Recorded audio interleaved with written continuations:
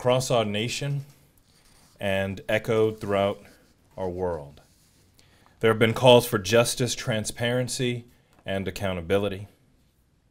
And nationwide, we know that many communities are hurting and have faced injustice at the hands of those entrusted to protect and serve.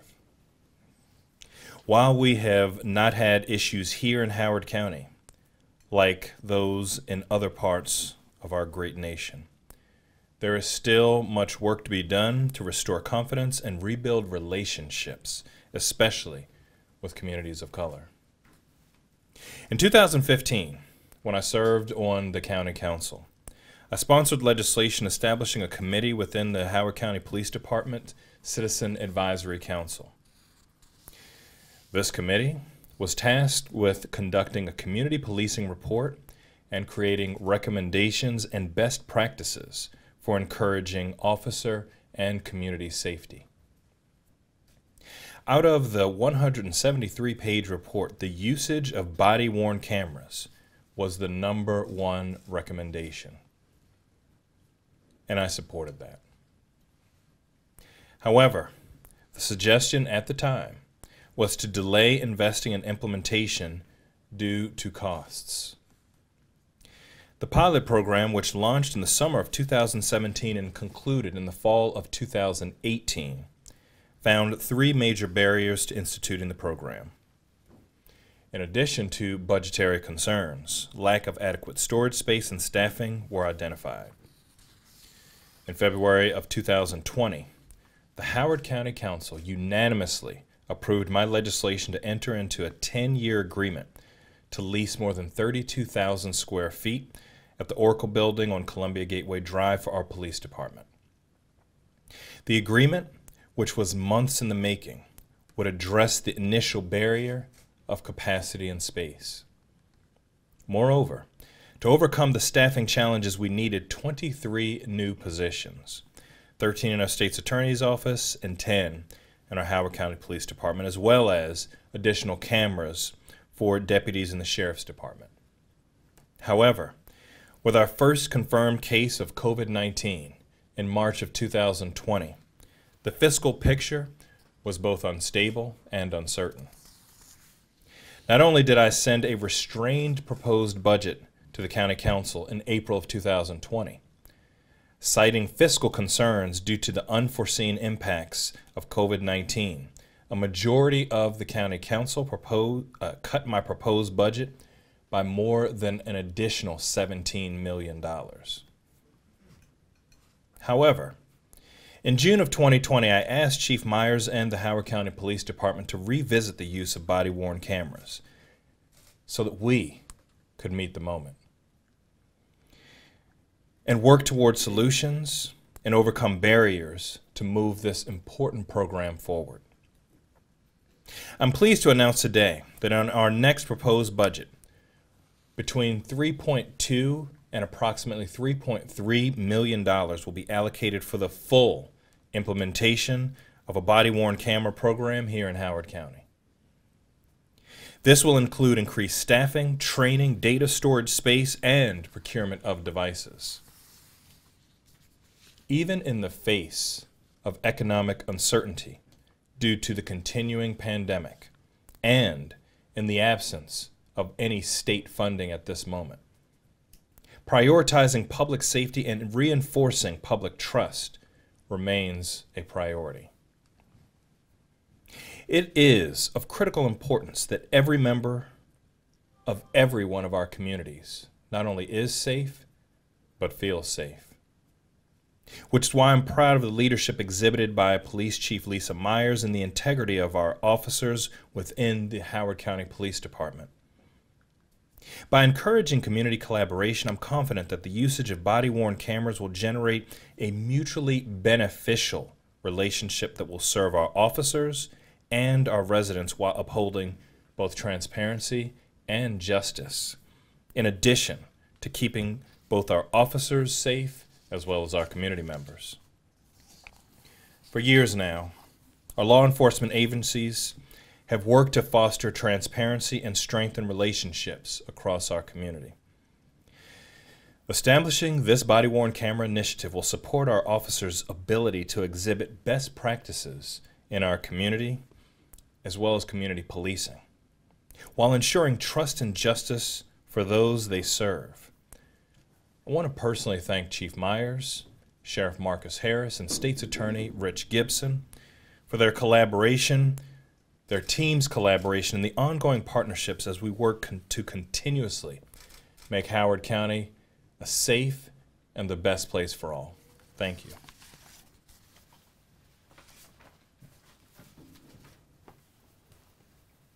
Thank you, Dr. Ball. As a member of the police department, I'm very happy and excited to see so many people here today for this announcement, and it is my great pleasure to introduce to you our Chief of Police, Lisa Myers.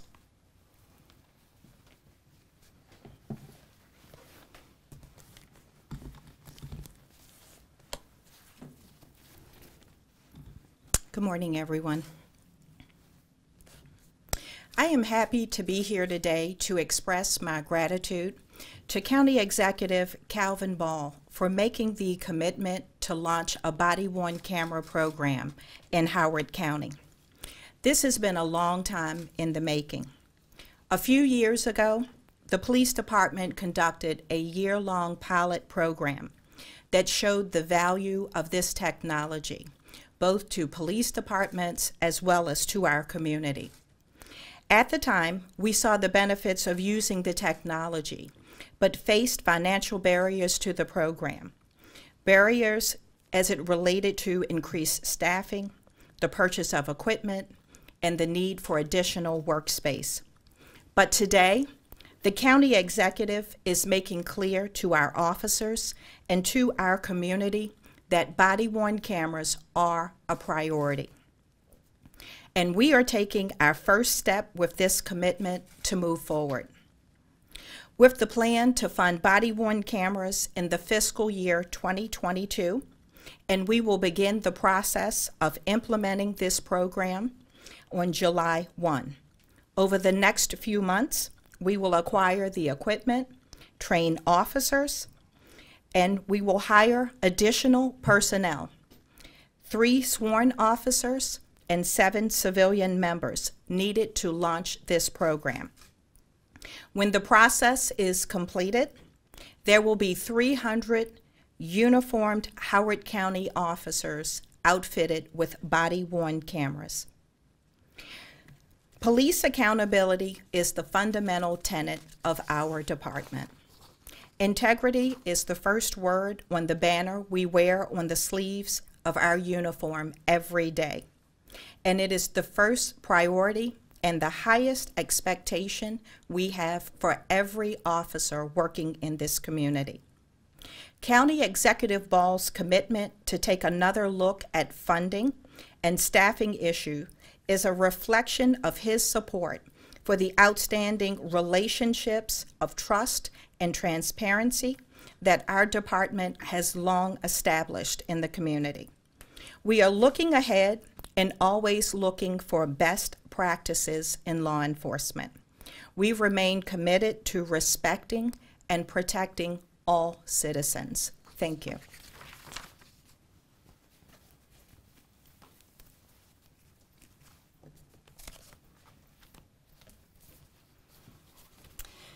I'd now like to welcome to the podium Sheriff and fellow TERP alum, Marcus Harris.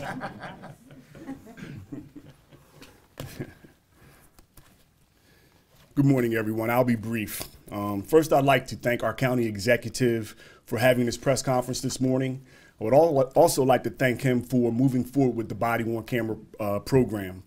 I'm a big advocate of the body-worn camera program. I think it is good for the citizens of Howard County, along with law enforcement.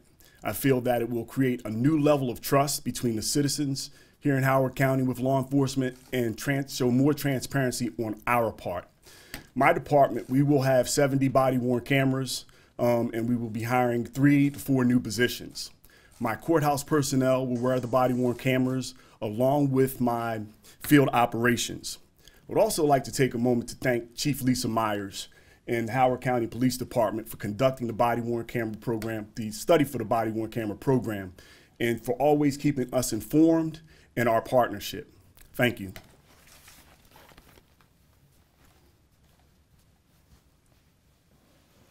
Next is Richard Gibson, our state's attorney.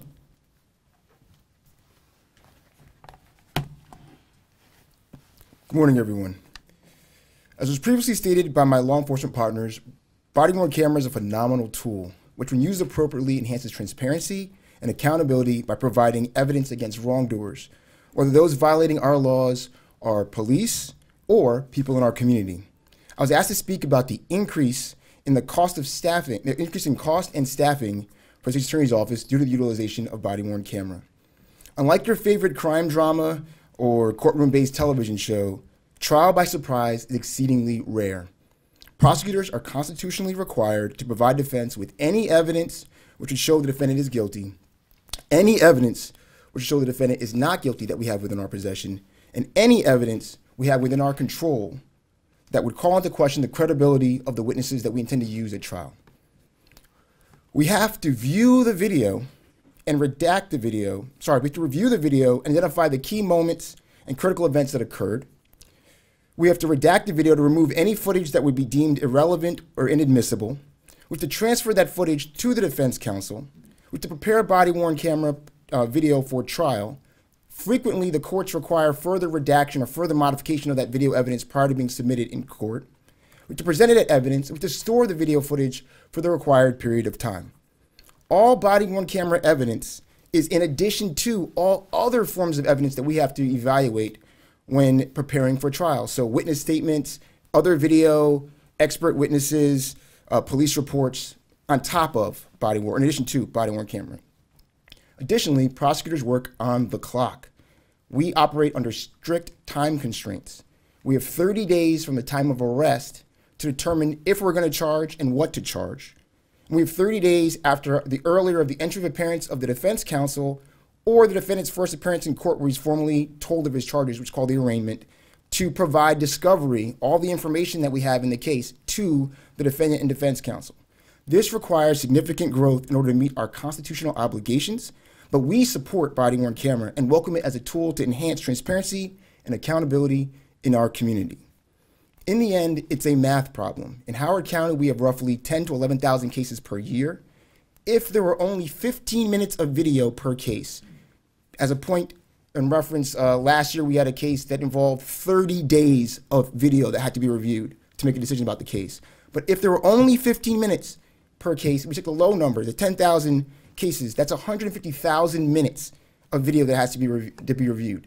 Divide that by 60 minutes an hour, that's 2,500 hours. Divide that by a 40-hour work week, that's 62.5 weeks. Divide that by 4 weeks a month, that is additional 15.6 weeks, which is going to be roughly 4 months of additional work if we only had 15 minutes, which again is a very low number, of body-worn camera.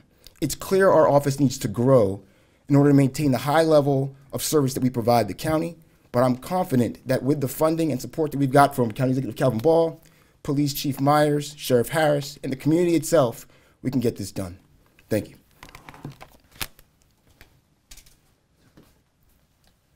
It's my pleasure to introduce the chair of the Howard County Citizens Advisory Council, Susan Watkins.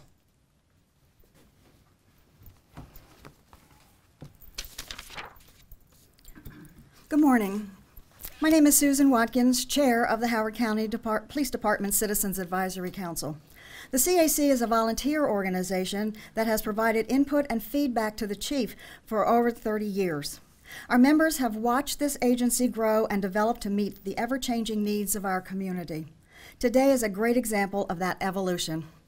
The CAC has been supportive of implementing a body camera program since the launch of the pilot project a few years ago. We are happy to see that all of the agency's time and effort to move this program forward are coming to fruition. The CAC is excited about working with the Howard County Police Department as they add another layer of security and safety to the community. On behalf of the council, we would like to thank Dr. Ball for providing funding to this worthwhile initiative and stand ready to help the chief and the police department in any way we can. Thank you.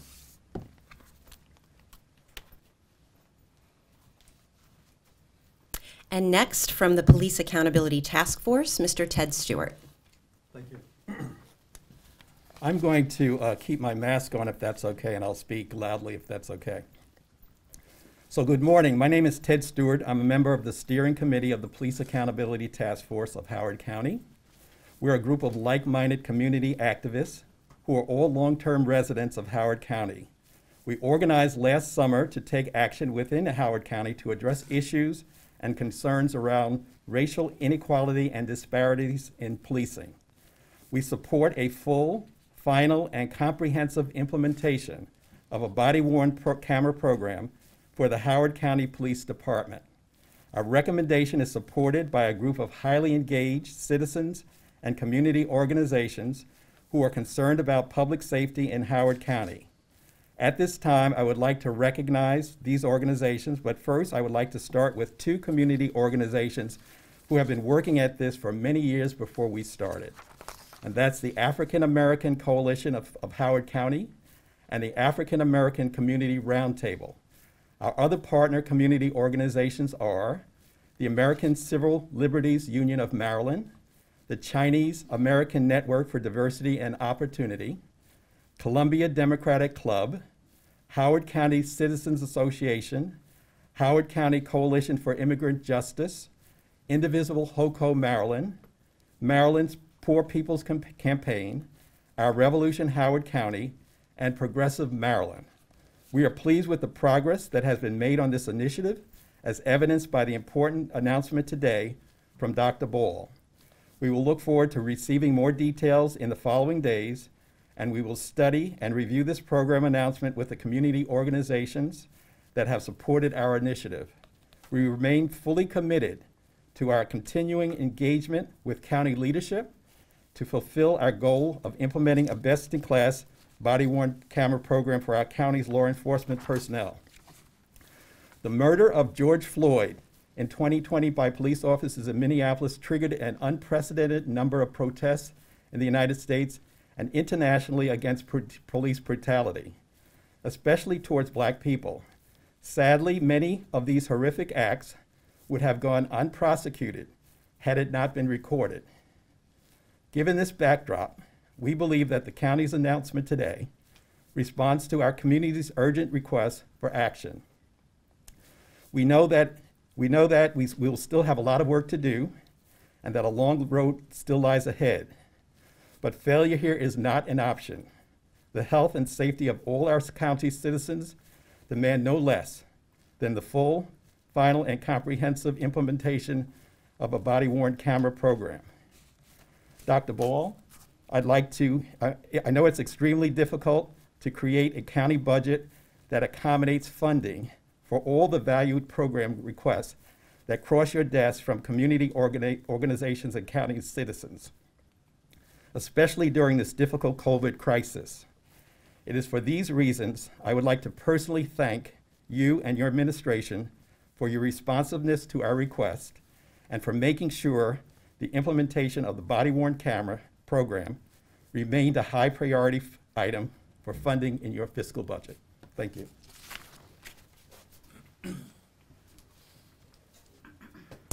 Okay, we're going to go ahead and open up for questions. If you'll indulge me, for those who are watching live with us on social media, I'm going to repeat your question back before I turn it over to the appropriate speaker. Yes? Can you talk about how you were able to secure the funding for this program and the various sources that you're using? The question is about the funding, how the county executive and the county were able to acquire the funding for the body-worn camera program. So right now we're in the process of developing our budget for the county. We knew that with the COVID-19 crisis upon us last year, we were unable to allocate the funding that we wanted to. Now, even though we're in uncertain fiscal times, it needs to be a priority. And so these funds are going to be allocated while we're still developing our budget. And thanks to the partnership with the police department, the sheriff's office, the state's attorney, and many others, we have been evaluating what the costs would be and how to actually allocate those funds. And so if the budget is supported by the county council, once I send it to them in April, when they vote in May, then this should be moving forward in the next fiscal year.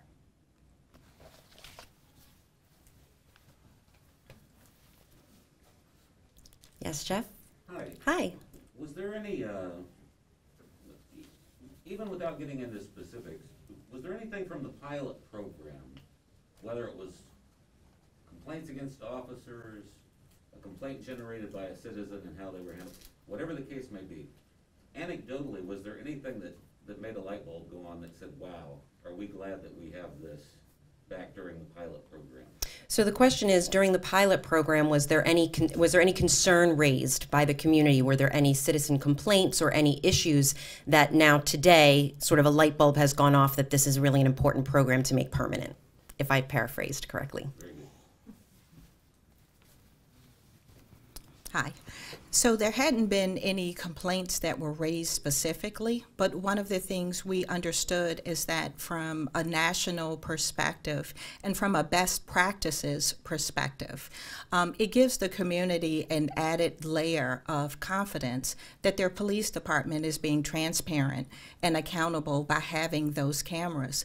One of the other things we also learned from that pilot program is the footage from body-worn cameras also serve as an excellent training tool for us to train and retrain officers when necessary.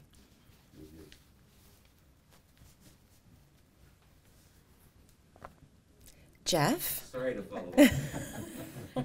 But, you know, if I recall in the Freddie Gray case, the settlement over civil suits, even though no one was actually convicted in the handling of Freddie Gray, was $6.4 million. That'd be about 2 years worth of this program that the city of Baltimore had to pay.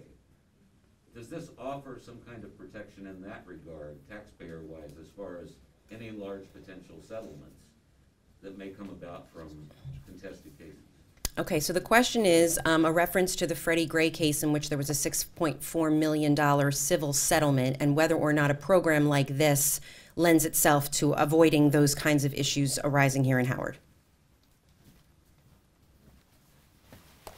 So the answer is, it depends.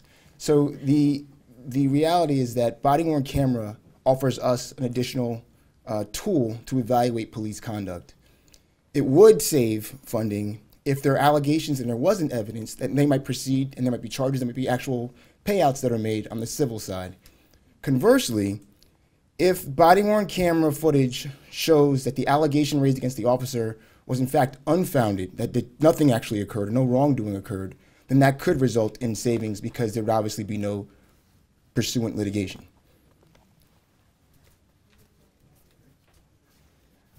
We're happy to take a couple more. Yes. Can you talk more about the training and the implementation of the body-worn cameras? What goes into this process? The question is, what goes into the process of training and implementation of the body-worn camera program? Okay, so we're going to tag team on the answer regarding the training. So most importantly, we need to have policies in place regarding training of our officers. The Axon company that we will use for body-worn cameras will come out and train. We're going to train all of our sworn officers on the technology so that they are competent on it. We will have officers who are assigned to work with officers and retrain as appropriate so that they are versed on using it and understanding what the policy is. And for the State's Attorney's Office, the way we envision implementing body-worn camera to reduce cost is that we're going to have 2 supervisory attorneys that are going to be overseeing a team of paralegals that are going to be need to be trained on understanding and recognizing Fourth Amendment issues when they arise, Fifth Amendment issues when they arise, and discrepancies between the written police report and what they see on the body-worn camera footage. They will then be able to identify key moments in that video, tag it, and forward that to the attorneys who will be handling the case so that they can then review the footage and focus on the key issues. So we need to train people in recognizing Fourth Amendment issues and Fifth Amendment issues when they occur, as well as understanding what is redactable and what's not. So for instance, if someone was filmed in a hospital setting, right, and there was a statement taken from someone who went to a hospital setting, you'd have to redact out all of the other individuals who are not party to the incident or not really relevant to the case to preserve their anonymity. And, you know, it would be a HIPAA violation, candidly, but it would preserve their anonymity while still allowing us to focus on the key details relevant to the case from the witness that was in the hospital. Those are the kind of details that we need to train people to recognize, understand, and flag. Do we have one more question before we wrap up? Will there be any kind of penalty for officers who don't activate their body cameras when they get on the scene or be prior to getting on the scene? The question is, will there be a penalty for officers who do not activate their body cameras before arriving at a scene? So we will have clear policy in place regarding officers activating their body-worn cameras. If they do not activate their cameras according to policy, there will be penalties attached to that internally. Okay, folks, I think that's going to wrap us up for this morning, or now almost this afternoon, but we're all here in the room together, so if anyone has any additional questions, we're happy to take care of that after the event. Thanks very much.